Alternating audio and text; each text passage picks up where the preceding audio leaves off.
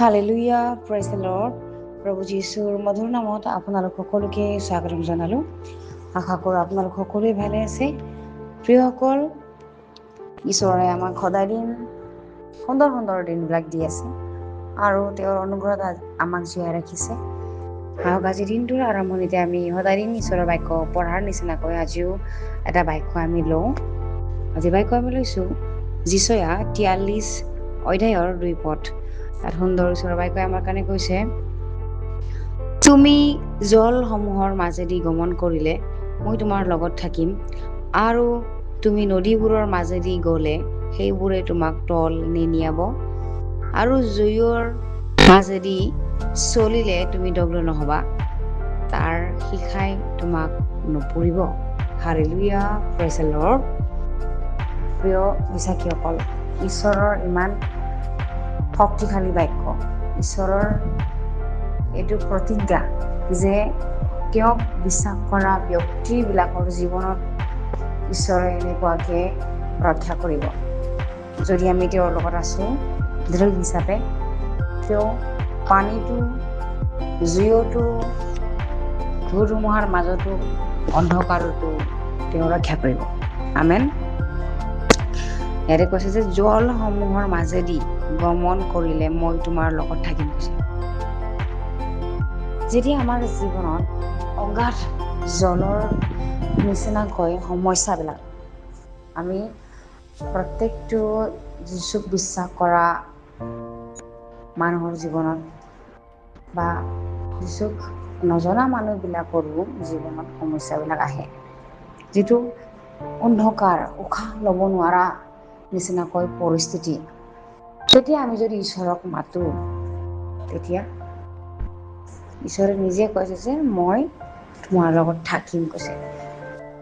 তেওঁ আমাৰ লগত যিকোনো পৰিস্থিতিতে থাকে, কিন্তু আমি তেওঁক সোঁৱৰণ কৰিবলৈ আমাৰ সময় নাথাকে। আমি পাহৰি থাকোঁ যে তেওঁ আমাৰ সংগে সংগে যাওঁতা ঈশ্বৰ হয়। আমি পাহৰি যাওঁ যে তেওঁ আমাৰ লগত সদায় থাকে। সেইকাৰণে তেওঁ ইয়াতে কৈছে যে তুমি নদীবোৰৰ মাজেদি গ'লে সেইবোৰে তোমাক তল নিনিয়াব কৈছে।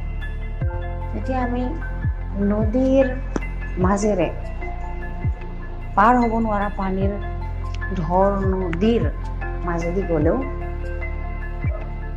আমাক সেই পানীৰ ঢৌৱে তল নিনিয়াব, কাৰণ ঈশ্বৰৰ হাতখন আমাৰ হাতখনত ধৰি ৰাখিব। আমেন। আৰু ইয়াতে কৈছে, আৰু জুইৰ মাজেদি চলিলে তুমি দগ্ধ নহবা, তাৰ শিখাই তোমাক নুপুৰিব। আমেন। প্ৰিয়সকল, নতুন নিয়মত যেনেকৈ লিখা আছে যে আমি ঈশ্বৰৰ মন্দিৰ হয়, আমি পবিত্ৰ আত্মাৰ মন্দিৰ হয়। তেনেহ'লে পবিত্ৰ আত্মাৰ মন্দিৰ যদি আমি হয়, তেনেহ'লে আমাক জুয়ে কেনেকৈ স্পৰ্শ কৰিব, পানী কেনেকৈ আমাক তল নিয়াব। ঈশ্বৰৰ কথাই পানীও শুনে, জুইও শুনে, বতাহেও শুনে। তেনেহ'লে আমি যদি ঈশ্বৰৰ আজ্ঞামতে চলোঁ, তেওঁৰ দেখাত সিদ্ধ হৈ চলোঁ, তেওঁৰ দেখাত যিটো পবিত্ৰ হয় সেই কৰ্ম কৰি যদি চলোঁ, তেনেহ'লে বতাহেও আমাৰ কথা শুনিব, ধুমুহাও শুনিব, জুইও শুনিব, নদীবোৰো শুনিব। আমেন।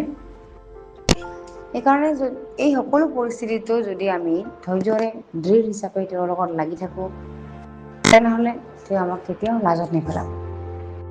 কিন্তু আমিহে তেওঁক যিকোনো পৰিস্থিতিত আমি তেওঁক সোঁৱৰণ কৰিব লাগিব, তেওঁৰ পবিত্ৰ আত্মাৰ সহায় বিচাৰিব লাগিব। তেওঁ আমাক কেতিয়াও এৰি নিদিয়ে, আৰু সেইকাৰণে তেওঁ সহায়কৰ্তা এটা পঠাইছে, যাৰ নাম পবিত্ৰ আত্মা। হালেলুয়া। প্ৰিয়সকল, মই বিশ্বাস কৰোঁ এই বাক্যৰ যোগেদি আজিৰ দিনটোত আমাক বহুত বহুত আশীৰ্বাদ ঈশ্বৰে কৰিছে, আপোনালোককো কৰিব। কেৱল আমি ঈশ্বৰক সাক্ষী হয় আমাৰ দিনটো ঈশ্বৰৰ হাতত সমৰ্পণ কৰিম। আহক আমি একেলগে প্ৰাৰ্থনা কৰোঁ।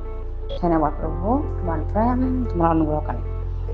জলসমূহৰ মাজেদি যে গ'লেও তুমি আমাৰ লগত থাকিবা প্ৰভু, আৰু পানীও যে, নদীও যে আমাক তল নিনিয়াব, আৰু জুয়েও যে আমাক দগ্ধ নকৰিব প্ৰভু, আমাক নুপুৰিব প্ৰভু, কাৰণ তুমি আমাৰ লগত থাকোঁ ঈশ্বৰ। আমি যাতে সদায় তোমাৰ দেউকাৰ তলত থাকিব পাৰোঁ প্ৰভু। আমাৰ এনেকুৱা পবিত্ৰ মন, এনেকুৱা পবিত্ৰ হৃদয় দিয়া প্ৰভু, যাতে তোমাক আমি সদায় আৰাধনা কৰিব পাৰোঁ, সদায় তোমাৰ সত্যতাত পবিত্ৰতাত চলিব পাৰোঁ। প্ৰভু ধন্যবাদ দিওঁ। এই সকলো যাচনা প্ৰাৰ্থনা নাচাৰো দিয়ে প্ৰভু যীশুৰ নামত খুজিছোঁ, আমেন।